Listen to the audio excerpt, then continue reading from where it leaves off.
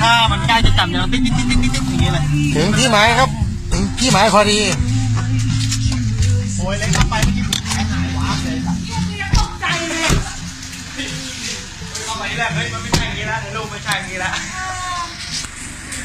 ไอ้พันทิพย์ไอ้พันทิพย์โผล่มาได้หมดทันทีเลยไอ้พวกพันทิพย์ที่โพสอะ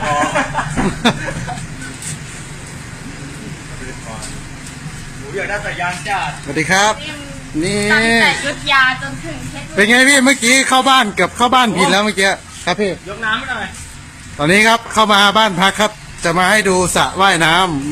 ำเฮ้ยมีเป็ดด้วยสระว่ายน้ำมีเป็ดด้วยครับนี่นะครับบรรยากาศอันนี้ท่วมหัวไหมครับน้ำเนี่ยอ๋อประมาณนี้ใช่ไหมครับโอ้พี่น่าเล่นจัดพี่ต้องลองพี่ต้องลองนี่ต้องลองพี่ต้องลองดูไม่มีแมวเลยเฮ้ยเอาไปผัดดิที่แมวนี่ผัดได้เลย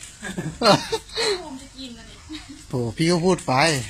ผมไม่กินแล้วก็ไอ้ภูมิพูดแล้วว่าถ้าแกล้งไก่ก็ไม่โกรธกันจริงๆเนี่ยน่าเล่นวะพี่น้ำไอ้ภูมิลองนั่งเป็ดเลยจมเปล่าโอ้พี่จมมาดิพี่พี่คะแล้วพี่มีเตาถ่านให้เตามีน้ำแข็งฟรีไหมใช่ค่ะแล้วไปไก่ปะน้ำแข็งโทรสั่งได้ค่ะของเราสั่งได้เลยสั่งไหนมันมีเบอร์อยู่ในนั้นนะคะบอกเขาว่าปั้นเส้นระดับไม่มีเบอร์ไม่จะเชื่อเนาะไม่มีตัวน่าเราโทรสั่งดีกว่าจะได้ไม่ต้องซื้อถุงมันเล็กอ่ะอันนี้เขาว่าเป็นกระสอบเลยใช่ปะถ้าเป็นถุงปุ๋ยอย่างนั้นก็นี่ก็ถ่ายตั้งแต่ต้นจนจบเลยอ่ะแบตหมดเครื่องพี่โอ้โหนี่แหละพี่ของจริงแต่พี่ก็เห็นใน YouTube มาดูครับบรรยากาศข้างในนะครับนี่จะมีโต๊ะสนุกที่นี่ชะอำนะครับที่นี่ชะอำมาเที่ยวได้นะครับโอ้โหนี่ครับเข้ามาในบ้านครับโอ้โหหรูหรานิดนึงไกด์มีเตียงน่ารักอ่ะเปิดคาราโอเกะอะไรได้นะคะเฮ้ยเตียงโอ้โหพี่ดูดิเตียงปิดด้วยของครูมันน่าจะคือผมนอนไหนเลยพี่ผมนอนโซฟาใช่ไหมเนี่ยห้องพี่จองแล้วโอ้นี่คนเดียวเอาห้องไหนเล็กอีกห้องหนึ่งผู้ชายนอนข้างนอกผู้ชายนอนข้างนอกเสียเปรียบอีกแล้วอ๋อนี่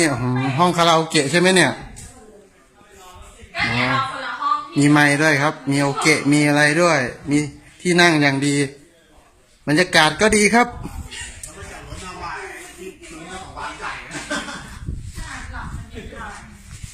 นี่คุยกับใครอ่ะไม่มีครับพี่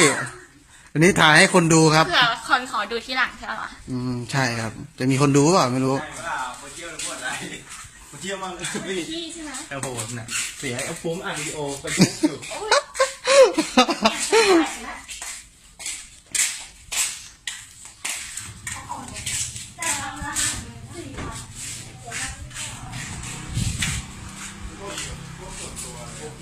มาดูครับห้องนอนจะได้นอนว่ามีกี่ห้องกันแน่อันนี้เป็นห้องนอนอีกห้องหนึ่งนะครับโอ้โห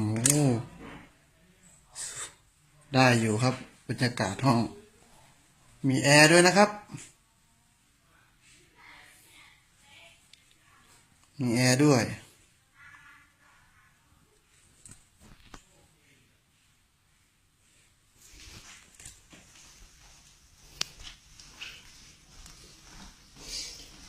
คราวนี้มาดูนะครับอีกห้องหนึ่งโอ้ห้องนี้ที่นอน2เลยครับมีแอร์มีอะไรครบหมดโอ้ถือว่าดีครับโอเค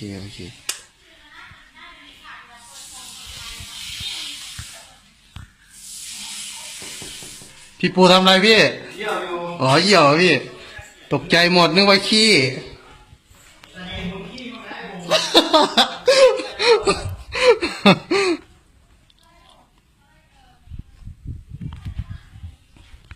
ครับพี่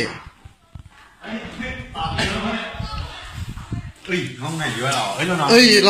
าเอาห้องไหนดีวะ เอ้ยนี่เราไปยังเลยแล้ว ห้องนี้มีแอร์นะ นี่ห้องนี้ห้องไหนเฮ้ยในห้องนู้นมีอะไรบ้างดูดิ โอ้แมวเอ้ยมึงอย่าล็อกกูดิโอ้โหมึงจะล็อกทำไมวะไอ้เหี้ยกูเปิดได้เหมือนเดิมเว้ยกูฉลาด 3 ห้องนอน มีห้องหนึ่งห้องน้ำห้อง อันนี้เดี๋ยวไอ้ภูมิห้องนี้ภูมิห้องนี้ ห้องน้ำใช่ไหมพี่ นี่ห้องภูมิครับห้องภูมิอันนี้ห้องภูมิห้องนอน ห้องนอนผมใช่ไหมเนี่ย ห้ โอ้ อง โห นอนภูมิเราห้องนี้ดีกว่าเพราะฉะนั้นเราก็เข้านอนเลย เออเนี่ยเอ้ยห้องนี้เหมาะเลย แต่มีห้องน้ำห้องไม่ใช่เหรอห้องน้ำในตัวพี่ห้องนี้มีขี้อยู่โอ้ห้องนี้แจ๋วเลยเปิด เนาะ ดูแล้ว เนี่ยห้องครัวห้องนี้ห้องครัวเลย ห้องทำกับข้าวนี่บอลห้องครัว เฮ้ยให้ปูนอนห้องนี้กับเราก็ได้ ถ้าเรานอนนั่งอย่างเงี้ย อะไรนอนกับเราได้ไง เอ้ยนอนห้องนี้แหละ ใช่ เฮ้ยอันนี้ ให้ปูมันจอง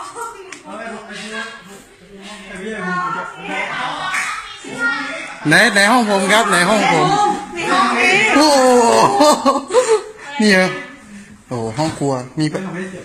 แล้วเสร็จแล้วเสร็จแล้วพี่ มีเบียร์ปะ เตียงไหน นี่เลยฮะ ให้เป่าอุณหภูมิด้วยนะ นอนมาเมื่อไหร่พี่ โอ้ให้พี่ขอนอนด้วยนะโมให้พี่ขอนอนด้วย ได้ นะครับ ได้ อามนอนนี่กับจีเดี๋ยวผู้ชายนอนนี่หมดเลยอามนอนนี่ผมไม่นอนผมบอกแล้ว นี่ใช่เปล่าไม่นอนอ่ะเนี่ยเข้ากองบ่อยนะ อันนี้ยังค่ะปูเธอปลดล็อกแล้วก็จะขนของ เดี๋ยวเราผู้ชายอยู่นอนห้องนี้กันเองแล้วให้อามมาจีนอนห้องนี้ แอร์เปิดไม่ได้อะแอร์ไม่ติดอะ แล้วเขาไม่คัดเอาอ่ะ เฮ้ยประวัติแก๊งเรานี่ใครนอนนี่โดนลากนะ ดูคีย์การ์ดมาเลย แก๊ง ก็กุญแจ โดนลากเลยเหรอพี่ ลากนะลาก แจบ้าน เฮ้ยมันต้องเปิดสวิตช์ ดูได้เอาได้นะ แล้วห้องนั้นเปิดได้ปะ เปิดแล้ว ปิด นี่ เนี่ยชาร์จแบตก่อนเล ห้อง ย นี้โคตรเถื่อนนะพี่เอาได้แล้วป่า ไหนขอดูหน่อย ห้องไหนเนี่ยดูแอร์เลยโคตรเถื่อน กล้องสวย แล้วมันชัดไหมเนี่ย ชัดเลยครับ มันดูมัว ในหมูอ่ะพี่จะไปไหนเนี่ย ๆไอ้ปูปลดล็อกย่างเราจะไปขนของ หมดแล้ว ไปขนของก่อนนึกว่ายังบ้า คุยเต็งไงโอ้โห กระโดดใหม่ดิบอลมันนุ่มปะว้าว ไม่แต่ห้องน้ำใหญ่ห้องน้ำใหญ่น้องโคตรได้ จริงดิเขาได้ปะ โคตรได้ แต่มีที่มาไปเช็คได้ที่ว่าเยอะเลย เออน่ะ ไอ้ภูมิมึงก็ได้อยู่ได้ใช้พื้นที่นอน บอลมันอยู่ได้เยอะเลย เนี่ยเรียกไปทำอะไรอ่ะ เรียกไปทำอะไร เอามาชาร์จแบต อะไร เอาแบงค์กับ ไม่ได้รถ บอลน่ะ Wi-Fi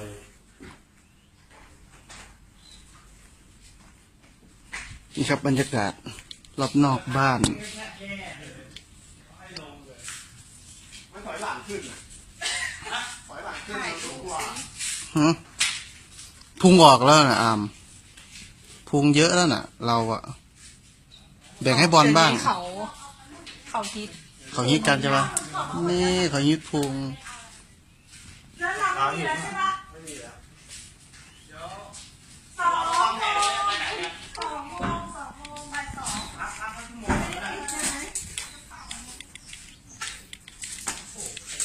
ทิ้งเหรอพี่เจ ขนของไม่ใหญ่บ้างนึกว่ามาอยู่อาทิตย์หนึ่ง มาแค่คืนเดียวเองนะพี่ คอมเคอร์มาวางหมดเลยเนี่ย โอ้โห กลัวไม่มีที่นี่หรอจริง ก็มีจะเอามาเผื่อไว้เผื่อแบบพี่เองมันกลัวปลั๊กพ่วงมาด้วยเนี่ย งานวัดงานวัด เพราะว่าปลั๊กเปลี่ยนไม่พอ ที่จริงเราน่าจะเอาปลั๊ก3 ตามาด้วยนะ เออ อันนี้ขอไอ้ภูมิไหมเนี่ย อันนี้ของใครอ่ะฝั่งเนี้ย ไหนพี่ ตอนนี้ของใคร ของบอล ของผมพี่ของผมมีน้อย อันนี้อ่ะพัดลมอันนี้ของใครนี่พัดลมมันเปิดตรงไหน เปิดเป็นไหมพัดลมอ่ะ ไม่ใช่มันจะได้เย็นเลย เปิดได้เป็นก็บอก เอามึงเปิดเป็นไหมล่ะ กูเปิดได้เป็นกูยอมรับ เฮ้ยพี่พังนะพี่ เอ้ยหมดแล้วเปิดให้หมดเลยมาใช้คุ้มเ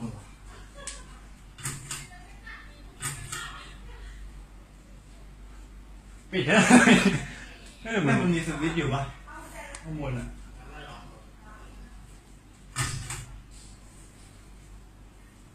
ต้องเปิดห้องเหมือนที่ไม่ใช่ปิดประตูแต่